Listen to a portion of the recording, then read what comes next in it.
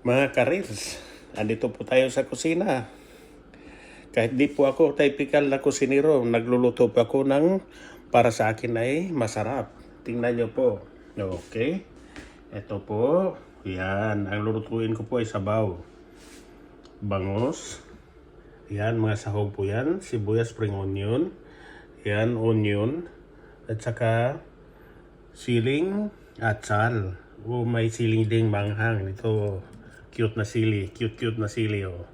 Yan. At saka ito naman yung dahon ng pitsay. Yan. Ito naman, nagpainit na tayo ng tubig. Yan, nilagay ko na po yung luya at saka tanglad or lemongrass. Yan, masarap po yan. Ang labas. Yan. Yan lang mga ka-reels. Sana po panoorin niyo po yung video ko. Salamat po!